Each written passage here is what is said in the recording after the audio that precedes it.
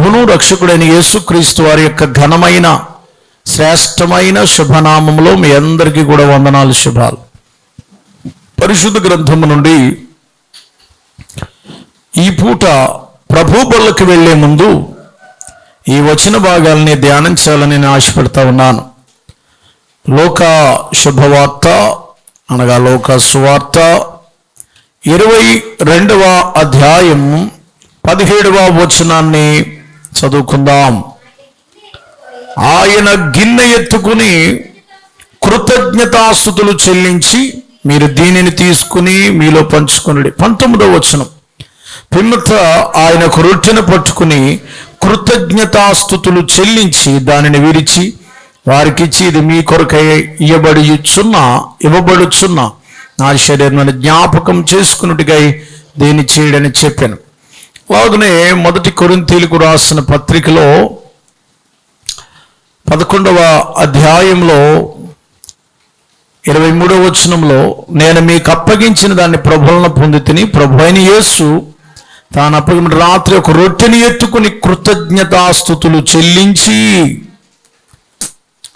దేవుని యొక్క శరీరము రక్తము తినేటప్పుడు ఎలా తీసుకోవాలి అని అంటే, ప్రభులు వారు యేసు ప్రభు అయినటువంటి నా రక్షకుడు ఒక మాదిరి మనకి చూపించాడు.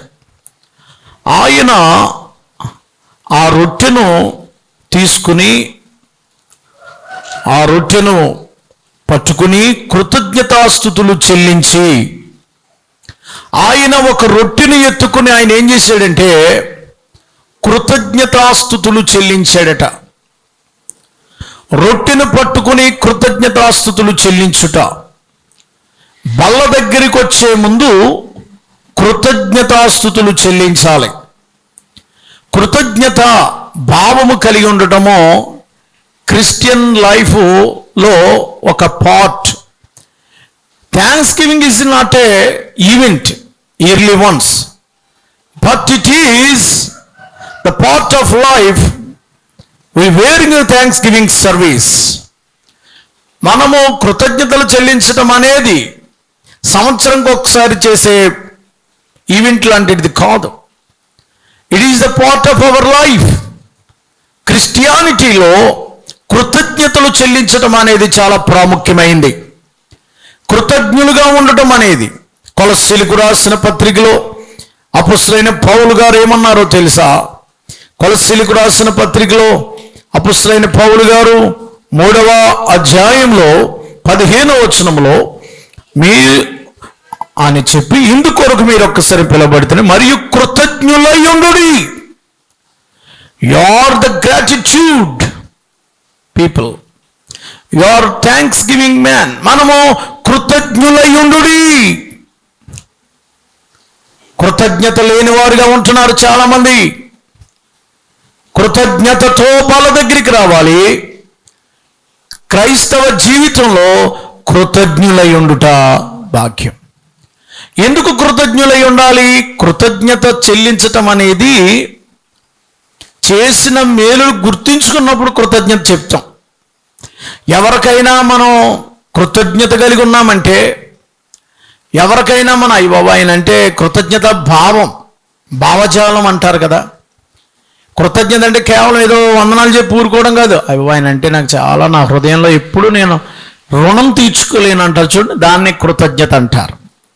ఆయన రుణం నేను ఎప్పటికీ తీర్చుకోలేను అనేదే కృతజ్ఞత. ఎందుకంటే ఆయన ఎంత చేశాడో, ఆవిడ నాకు ఎంత సాయం చేసిందో, లేకపోతే ఆ సంఘం ఎంత చేసిందో, లేకపోతే ఆ సహవాసం ఎంత చేసిందో, నాకు ఆయన రుణం తీర్చుకోలేను. యేసయ్య నాకు ఎంత చేశాడో, కృతజ్ఞతా భావం. ప్రియులారా, కృతజ్ఞత అనేది ఏం తెలియజేస్తుందంటే, ఒకరు చేసిన మేలుని గుర్తు చేసుకునే వాళ్ళని కృతజ్ఞత చెప్తారు. ఆ మేలు మర్చిపోయే వాళ్ళని ఏమంటాం? కొంతమంది మన ద్వారా మేలు పొంది మనకే ఎసరెట్ రకాలు ఉంటారు. మన ద్వారా మేలు పొంది దానికి అదే నన్ను గురించి అలా చెప్పింది, అది దానికి ఉద్యోగం వేయించింది నేను, పెళ్ళైతే దగ్గరున్నది నేను, ఇంటి కట్టడానికి సాయం చేసింది నేను, నా గురించి ఎంత చెడ్డగా చెప్పిందా, ఎంత బాధపడిపోతాం. ఒకరికి మనం మేలు చేసినప్పుడు ఆ మేలు మర్చిపోయి వాళ్ళు మనకి మేలు చేయబోగా కీడు చేస్తుంటే మనకేమనిపిస్తుంది అంటే, మోసగత్తే మోసగాడు, వాడు చాలా కన్నింగ్ ఫెలో. ఇంగ్లీష్ పదం బాగుంటుంది, కన్నింగ్. Is a cunning. ఎవరైతే కృతజ్ఞత లేదో వాళ్ళని మనం కన్నింగ్గా చూడాలి. Cunning fellows. అవసరానికి వాడుకుని బాబా అని వాడుకుని వదిలేసే రకాల వాళ్ళు. యేసయ్యని కూడా చాలా మంది కన్నింగ్ ఫెలోస్. ఆదివారం ఆరాధన గుర్తు పెట్టుకోవట్లేదంటే కన్నింగ్ ఫెలో. వారం అంతా పనులోకి వెళ్ళావంటే నీ బలమా, నీ శక్తా, నీ యొక్క యుక్తా, నీ యొక్క జ్ఞానమా? ఆదివారం పగలో రాత్రో ఏదో గంట ఎక్కడ దొరికితే అక్కడ ఆరాధన చేయాలి. అందుకే మనం 3 ఆరాధనలు 3 టయాల్లో జరుగుతూ ఉంటాయి. పగల కాళ్ళు లేకపోతే రాత్రి పెట్టాం కదా. ఎందుకని? మనము దేవునికి మోసం చేసేవాళ్ళుగా ఉండకూడదు, కృతజ్ఞత లేనివారుగా ఉండకూడదని. సో కనుక దేవుని వాక్యం ఏం చెప్తుందంటే, కృతజ్ఞత గలవారై ఉండండి, కృతజ్ఞులై ఉండండి. ప్రియులారా, కృతజ్ఞత అనేది చేసిన మేలుని గుర్తుపెట్టుకోవటం అనేది. అంటే దాన్నే అంకిత భావం, లేకపోతే ఏమంటాం, హంబుల్నెస్. కృతజ్ఞతలో రెండోది మనకి ఏం కనపడుతుంది అంటే హంబుల్నెస్. కానీ మొదటేమో ఆ రుణం తీర్చుకోలేమనే ఆ కృతజ్ఞత భావం క్రైస్తవుడికి ఉండాలి. రెండవది కృతజ్ఞత చెప్తున్నాడంటే వాడు హంబుల్ మ్యాన్ అనమాట. కృతజ్ఞత చెప్పట్లేదంటే చేసాడులే, ఆడే నిండి బోల్డ్ మంది చేస్తారు అంటున్నాడంటే రెక్లెస్. మొదటి కన్నింగ్ కృతజ్ఞత లేదు. రెండవది రెక్లెస్ అంటే గర్విష్టి. వాడిని ప్రౌడ్ అంటాం, గర్విష్టి. కృతజ్ఞతలు ఇచ్చాడా, ఇస్తాడు, ఏం చేస్తాడు, ఆ టైప్లో మాట్లాడతాం. సహాయం చేసే భోజనం ఏదో నీకు పంపించిందా, ఇచ్చిందా, ఇవ్వకపోతే ఊరుకుంటానేంటి మరి. అది దాన్ని ఏమంటామంటే గర్వం. కృతజ్ఞతలు ఇలాంటి వాళ్ళకి చేయాలనిపించదు అసలు. అందుకనే కృతజ్ఞత లేకపోవడం అనేది గర్వానికి సాదృశ్యం. కృతజ్ఞత కలిగి ఉండడం అనేది హంబుల్ మీక్నెస్, అంటే తగ్గింపు స్వభావానికి, దీనత్వానికి సాదృశ్యం.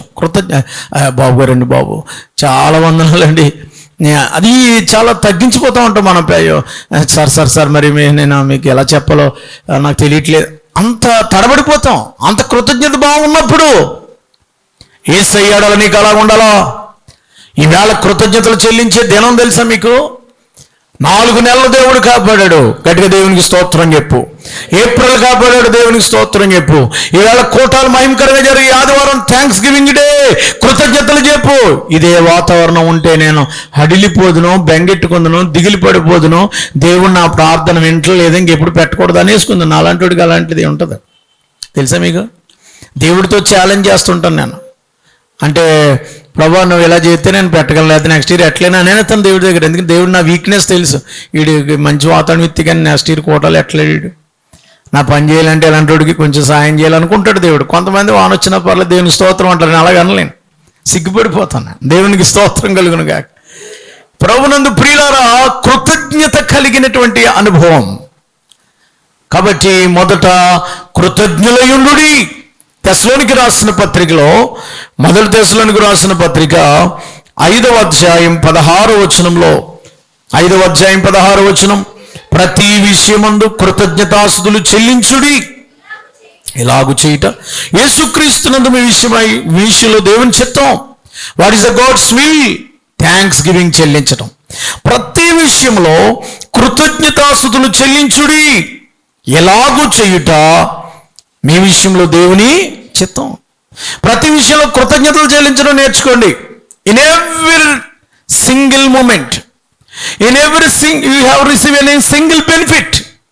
ప్రతి చిన్న విషయం, ఈవెన్ స్లిప్పర్స్ అయినా సరే, I praise to God when I am buy the new chappals. కొత్త జోళ్ళు కొన్నా కూడా నేను దేవుని స్తుతిస్తా. మీరు స్తుతించేసుకుంటారో లేదో తెలియదు. జోళ్ళు వేసుకున్నప్పుడు కూడా స్తుతిస్తాను, ఎందుకంటే ఆ జోళ్ళు ఎంతో ప్రాముఖ్యమైనవి కదా. సో కనుక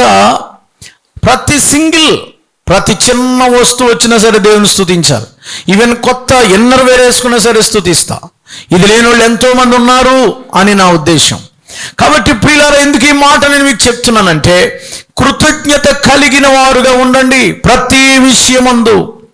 ఇన్ ఎవరీ ఆల్ సర్కమ్స్టేషన్స్ అంటాడు ఇన్ ఇంగ్లీష్ బైబిల్. అన్ని పరిస్థితుల్లో కూడా, అన్ని వేళలో కృతజ్ఞతలు చెల్లించుట అనేది it is the will of God. దేవుని చిత్తము ఇన్ క్రైస్ట్, క్రీస్తునందు దేవుని చిత్తమై ఉన్నది. అయా కృతజ్ఞత కలిగిన వారుగా ఉన్నారా? అదే కొలస్సీలకు రాసిన పత్రికలో 3వ అధ్యాయము 17వ వచనంలో, 3వ అధ్యాయం 17వ వచనంలో, మరియు మాట చేత గాని క్రియ చేత గాని మీరేమి చేసినను ప్రభు అయిన యేసు ద్వారా తండ్రి అయిన దేవునికి కృతజ్ఞతాస్తులు చెల్లించుచు సమస్తం ఆయన పేరట చేయండి.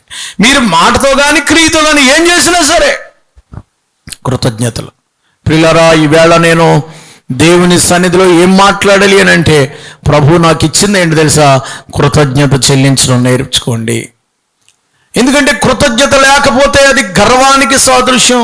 ఎంత చేసావయ్యా మాకు, ఎంత ఇచ్చావయ్యా మాకు, ఎంతగా మమ్మల్ని ప్రేమించడానికి మేము ఎంతటి వాళ్ళమయ్యా. దావీదును దేవుడు ఆశీర్వదించడానికి కారణం ఏమిటి? కృతజ్ఞతలు చెల్లించడం ఆయన నేర్చుకున్నాడు గనుక. దావీదును పైకి తీసుకురావడానికి కారణం ఏంటి? స్తుతి చెల్లించడం ఆయనకి తెలుసు. అన్ని సమయాల్లో స్తుతి చెల్లించడం, అయ్యా స్తుతి చెల్లించడం అనేది చాలా ప్రాముఖ్యం. ఈవేళ మనం బల్ల దగ్గరికి వచ్చేటప్పుడు ఏమి చెల్లించాలట? కృతజ్ఞత. 2వ కొరింథీయులకు రాసిన పత్రికలో కూడా రాశాడు కదా, 1 కొరింథీ 11వ అధ్యాయం 23వ వచనంలో, 1 కొరింథీ 11:23వ వచనంలో, ప్రభు అయిన యేసు తన అప్పగింపని రాత్రి ఒక రొట్టెని ఎత్తుకుని కృతజ్ఞతాస్తుతులు చెల్లించి, ఆయన రొట్టె తీసుకునేటప్పుడు కృతజ్ఞతలు చెల్లించాలి. Is the body of Christ. దేవుని యొక్క శరీరమును మనం తినేటప్పుడు, దేవుని రక్తమును త్రాగేటప్పుడు ఏం చెల్లిస్తూ తీసుకోవాలి?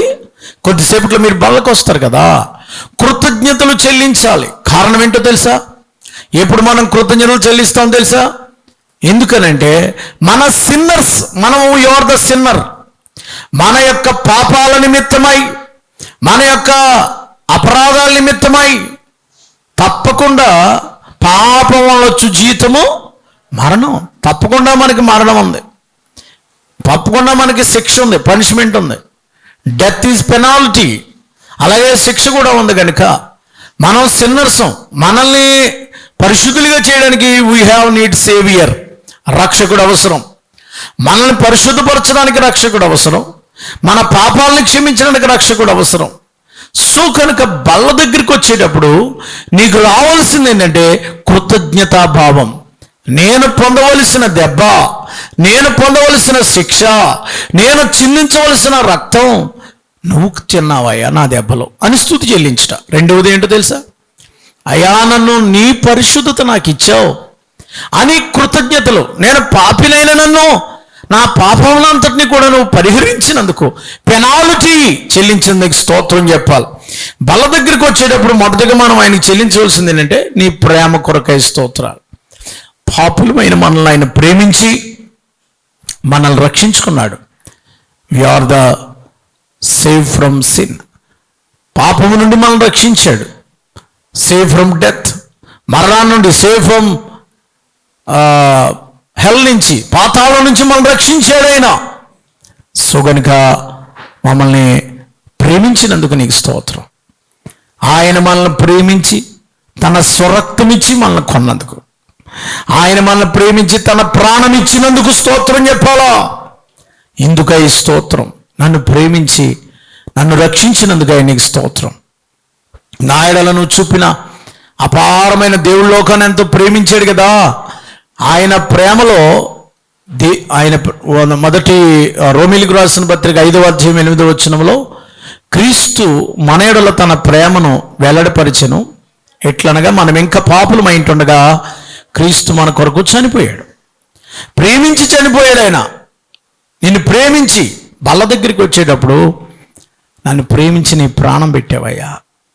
ఈ శరీరం నా కొరకు దెబ్బలు తిన్నదయ్యా. ఈ శరీరం, నీ శరీరం నా కొరకు నలగొట్టది. అమూల్యమైన పరిశుద్ధమైన ఈ శరీరం నాయనా నా కొరకు ప్రాణం పెట్టి నీ శరీరం అని నీకు స్తుతులయ్యా, స్తుతులయ్యా అని చెప్పి నీ ప్రేమను బట్టి మమ్మల్ని నీ సొత్తుగా చేసుకోవడానికి, నీ రాజ్యం ఇవ్వడానికి మమ్మల్ని ప్రేమించినందుకు నీకు స్తోత్రం చెప్పుకుంటూ బల్ల దగ్గరికి రావాలి మొదట. రెండవది, బల్ల దగ్గరికి వచ్చేటప్పుడు ఆ రొట్టెని ఎత్తుకుని, లోకాసు వార్త 22వ అధ్యాయం 19వ వచనంలో ఆయన రొట్టెని ఎత్తుకుని కృతజ్ఞతాస్తుతులు చెల్లించాడు. ఎందుకైనా రొట్టెని తిని కృతజ్ఞతాస్తులు చెల్లించాలంటే ఆయన మన పాపములను క్షమించాడు. ప్రియులారా, మనల్ని క్షమించినందుకు, తన శిలువలో మన పాపములను భరించి ఎవరైతే ఆయన దగ్గరికి వచ్చారో అయ్యా మమ్మల్ని ఫర్గివ్నెస్, ఆయన ఇచ్చిన క్షమాపణ బట్టి నేను మిమ్మల్ని క్షమించిన ప్రకారం మీరును ఇతరులను క్షమించమన్నాడు. ఆయన ఇచ్చిన క్షమాపణ గుర్తుపెట్టుకుంటూ అయ్యా నన్ను క్షమించి నన్ను రక్షించావు, నేనెంత దుర్మార్గున్నో తెలుసా, నేనెంత పనికిమాలినో తెలుసా, నేనెంత పాపాత్మున్నో తెలుసా, నేనెంత పాపాత్మురాలనో తెలుసా, నేనెంత గర్విష్ఠునో తెలుసా, నన్ను క్షమించావు, అందుకొరకు నీకు స్తోత్రం. నాకు శిక్ష పడాలయ్యా, నన్ను ఎన్నో రీతిలుగా క్షమించావు, ఒక్కటి కాదు రెండు కాదు, నా జీవితకాలం అంతా క్షమించుకుంటా వచ్చావు, నీకు స్తోత్రం అయ్యా, క్షమించి నన్ను ఈ రొట్టె తినే భాగ్యం ఇచ్చావు అని దేవునికి స్తుతి చెల్లించాలి. సిలువలో ఆయన క్షమాపణ ఉంది. ఆయన సిలువలో బలయమయ్యాడంటే ఎందరూ యేసు ప్రభు దగ్గరికి వస్తారో అటు వారందరినీ ఆయన క్షమించటానికి సిద్ధ మనస్సు గలవాడై ఉన్నాడు. ప్రియులారా, మన పాపములను మనం ఒప్పుకొని ఎడల ఆయన మన పాపములను క్షమించి, ప్రియులారా, క్షమించగలిగినటువంటి దేవుడు ఆయన. సో కనుక ఆ బల దగ్గర మనకి జ్ఞాపకం రావాల్సింది ఏంటంటే ఆయన మనకిచ్చిన క్షమాపణ. ప్రియులారా, క్షమాపణను గుర్తుపెట్టుకోవాలి. ఆయన మరి మన పాపానికి ఎన్నడూ జ్ఞాపకం చేసుకొనక ఆయన క్షమించిన విధానాన్ని బట్టి దేవునికి స్తోత్రం చెల్లిస్తూ బల దగ్గరికి రావాల్సిన వారం అయింటున్నాం. క్షమాపణ గుర్తుపెట్టుకోండి. మూడో మాట చెప్పి నేను ముగిస్తా. మూడవది ఏంటో తెలుసా?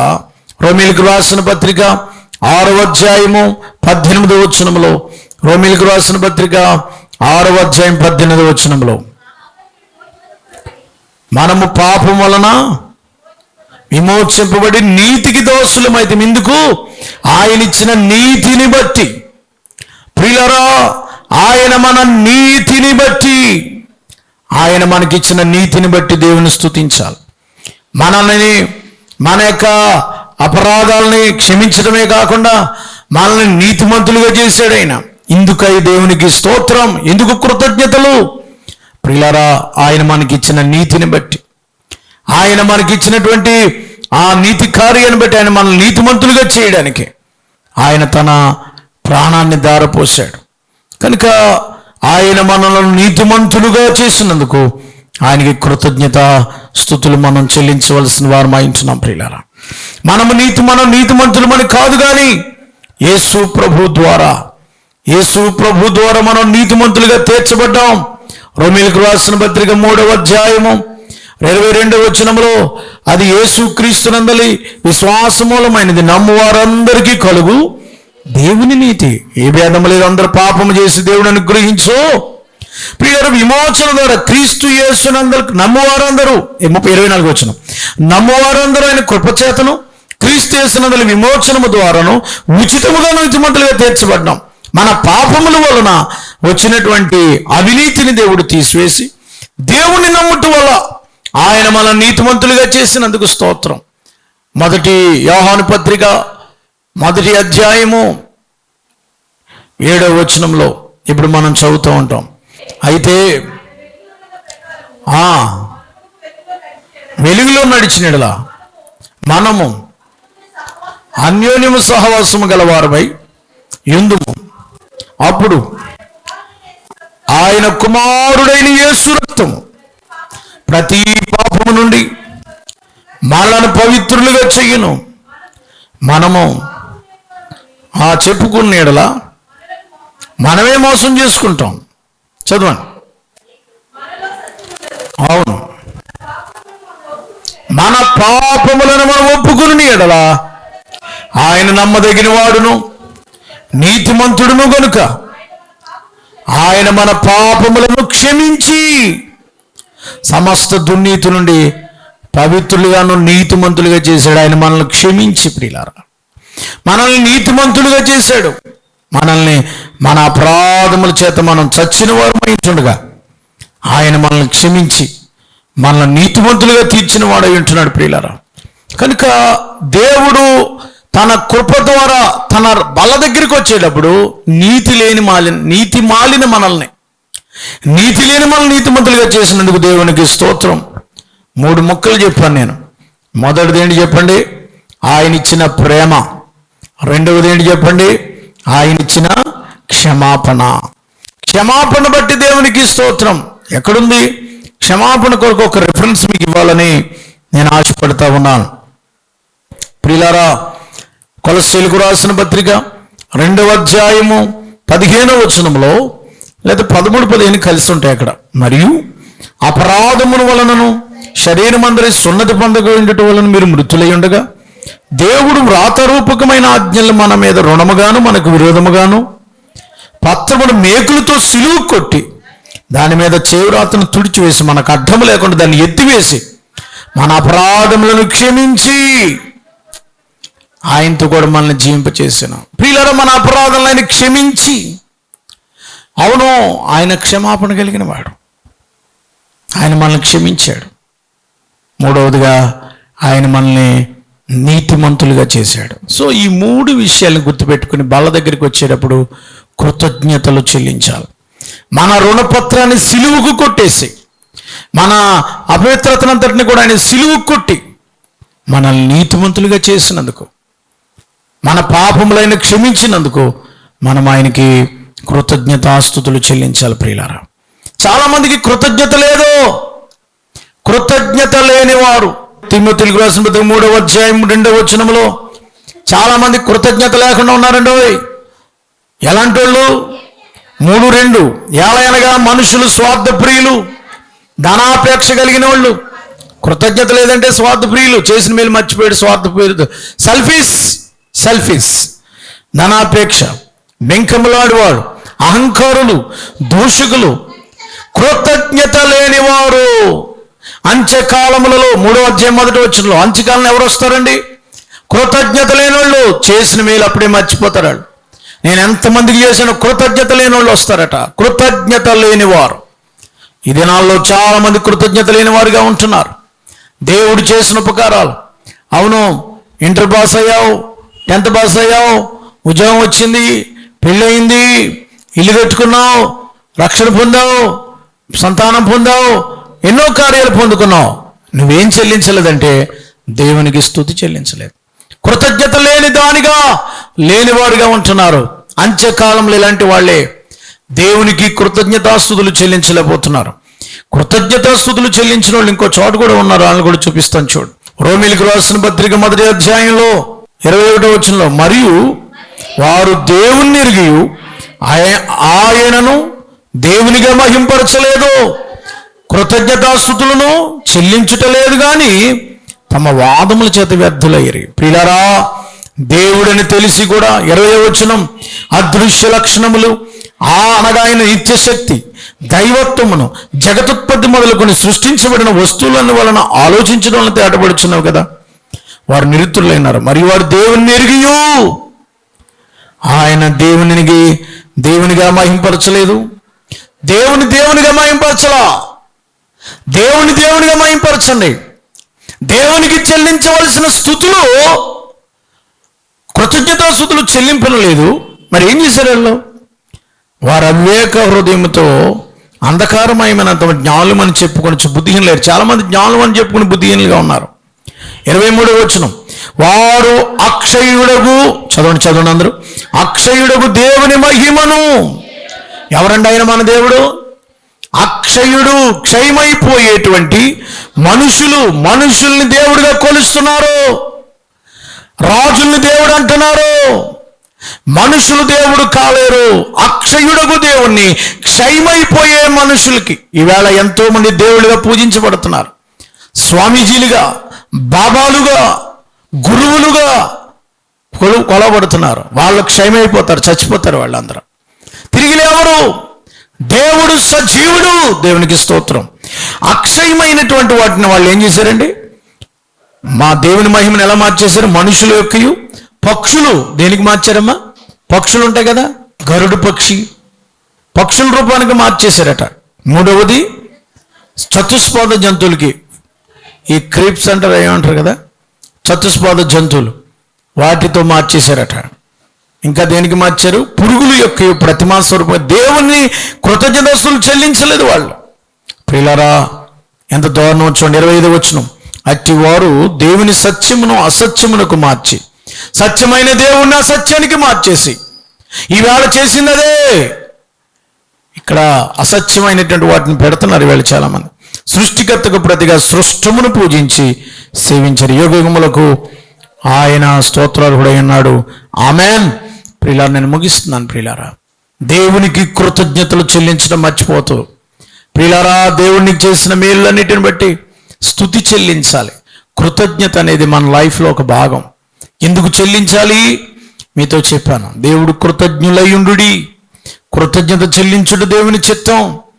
ప్రతి విషయంలో కృతజ్ఞత వచనమే మీరు పలకండి. కొలసీలు రాసిన 3లో ఉంటుంది. మీ నోట కృతజ్ఞత వచనమే కానీ సరస్వక్తులు బూతులు రానేవద్దు. నేను ముగిస్తున్నాను. బల్ల దగ్గరికి వచ్చినప్పుడు ఆయన రొట్టెను ఎత్తుకుని కృతజ్ఞతాస్తులు చెల్లించి, ఎందుకని? ఇది నా కొరకు ఇవ్వబడిన బాడీ, పరిశుద్ధమైన శరీరం.